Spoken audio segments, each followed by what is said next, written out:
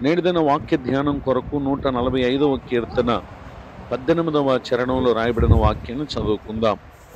తనకు మొరపెట్టు వారికి అందరికీ, తనకు నిజముగా మొరపెట్టు వారికి అందరికీ యెహోవా సమీపముగా ఉన్నాడు.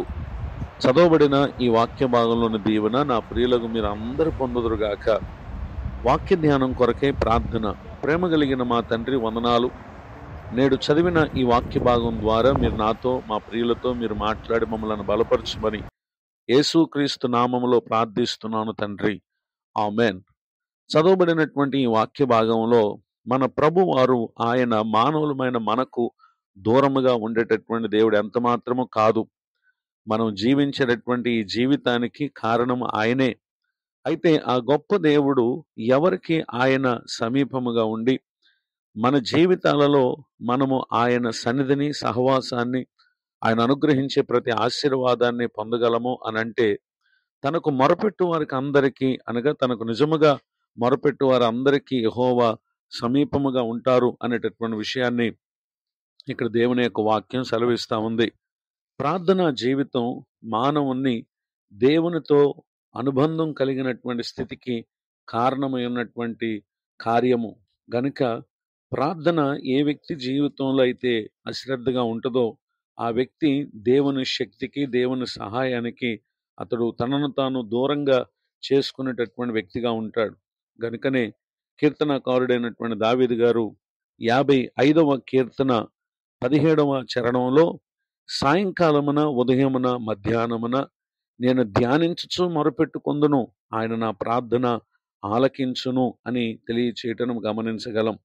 ఇట్టి అనుబంధాన్ని దావీదు గారు తన జీవితంలో కలిగి ఉన్నటువంటి కారణమే ప్రకృతి సంబంధమైన, మృగము సంబంధమైన, అలానే మానవ సంబంధమైన పలు శోధనలు, సమస్యలు అతనికి వచ్చినప్పటికీ ప్రభువారు తనకు సమీపముగా ఉండి అనేక పరిస్థితుల్లో నుండి తనను రక్షించినటువంటి విషయాలను మనం చూడగలం. ఇదే 55వ కీర్తన 16వ చరణంలో రాయబడినటువంటి వాక్యంలో, అయితే నేను దేవునికి మొరపెట్టుకొందును, యెహోవా నన్ను రక్షించును అని తెలియచేయటం గమనించగలం. 18వ చరణంలో, నా శత్రువులు అనేకులై ఉన్నారు, అయినను వారు నా మీదకి రాకుండానట్లు సమాధానం కలుగు చేసి ఆయన నా ప్రాణమును విమోచించి ఉన్నాడు అని కూడా ఇక్కడ తెలియచేయటం గమనించగలం. గనుక మానవులమైన మనకు సహోదరులు, స్నేహితులు, రకరకాల పరిస్థితులు తోడుగా ఉండుట కంటే కూడా ముఖ్యంగా దేవుడు మనకు సమీపంగా ఉండుటే మన జీవితానికి గొప్ప ఆశీర్వాదం. గనుక నిజముగా మొరపెట్టండి, ప్రభు సమీపముగా ఉండేటటువంటి జీవితాన్ని జీవించండి. మీ ప్రతి భారము ఆయన మీద మోపండి.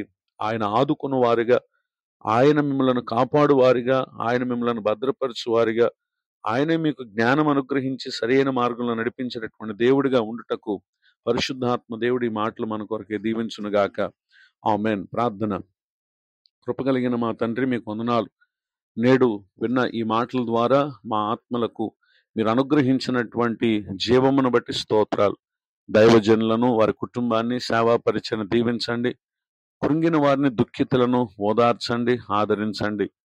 మరొక నూతన సంవత్సర దయా కిరీటాన్ని దినం తమ వైవాహిక జీవితంలోనూ, వ్యక్తిగత జీవితంలోనూ పొందినటువంటి మా ప్రియులను మీరు దీవించండి. తమ ముందున్నటువంటి కాలమంతా మీతో సహవాసం చేయటం ద్వారా కలుగు మీ సన్నిధి ఆనందాన్ని మా ప్రియులకు దయచేయమని, సంరక్షణ దయచేయమని యేసుక్రీస్తు నామములో బ్రతిమాలి ప్రార్థిస్తున్నాను తండ్రి, ఆమెన్. తండ్రి, కుమార, పరిశుద్ధాత్మ దేవుడితో నడిపించునుగాక. ఆమెన్.